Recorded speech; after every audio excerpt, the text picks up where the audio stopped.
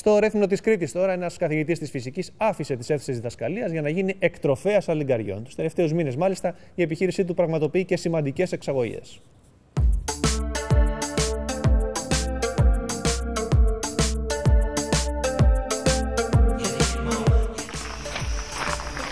Από την έδρα του καθηγητή στο ΤΕΙ Φυσικής στην καλλιέργεια αλλιγκαριών. Η διδασκαλία για μένα είναι, αν θέλετε, ό,τι πιο ωραίο, ό,τι μου αρέσει περισσότερο να κάνω.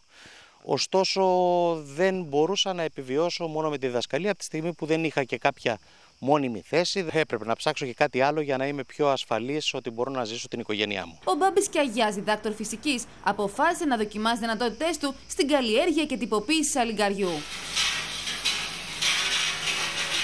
Οι πρώτες προσπάθειες πριν από 6 χρόνια δεν ήταν πολύ επιτυχημένες. Το τελευταίο διάστημα όμως μπορεί να υπερηφανεύεται ότι τα προϊόντα του είναι γνωστά σε όλη την Ελλάδα αλλά και σε αγορές του εξωτερικού. Δεν πάβει να είναι ο κύριος μας στόχος στο εξωτερικό, όπου έχουμε διαθέσει κάποιες, για αρχή θα έλεγα, καλές ποσότητες στη Γαλλία.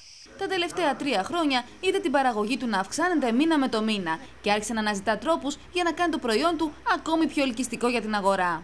Το σαλιγκάρι είναι από τα βασικά συστατικά της διάσημης κρητικής διατροφής και από τους βασικούς λόγους για την φήμη που είχε η Κρήτη για τη μακροζωία των Κρητικών. Σε όλες τις συνταγές χρησιμοποιείται βιολογικής γεωργίας έξτρα παρθένο ελαιόλαδο, εξαιρετικό παρθένο ελαιόλαδο. Η σταφίδα και οι ελιές είναι βιολογικής γεωργίας. Βλέπεις το κρέας του είναι ολόλευκο, Άφησε τη φυσική για τα σαλιγκάρια. Αυτή τη στιγμή οι μονάδες παραγωγής που έχει δίνουν τη δυνατότητα να παράξει 50 τόνους σαλιγκάρια ετησίως. Όμως προχώρησε ένα βήμα παραπέρα. Πήγε στην τυποποίηση των σαλιγκαριών με παραδοσιακές κρητικές συνταγές, οι οποίες ήδη βρίσκονται στα ράφια πολλών σούπερ μάρκετ τόσο της Ελλάδας όσο και του εξωτερικού. Αφού έχουν πληθεί, καθαριστεί από το χώρο της επεξεργασίας, έρχεται εδώ πέρα, ακολουθεί το ψήσιμο, η τοποθέτηση της ψύχας του σαλιγκαριού μέσα στα βάζα. Εδώ και 3 μήνες τα τυποποιημένα προϊόντα του με παραδοσιακές ελληνικές συνταγές βρίσκονται στα καλύτερα ξενοδοχεία και σούπερ μάρκετ της Ελλάδας, ενώ έχουν διακριθεί και στο εξωτερικό. Αυτό καταναλώνεται όπως είναι. Δεν χρειάζεται ψήσιμο, τίποτα δεν χρειάζεται κανονικά. Είναι έτοιμο γεύμα.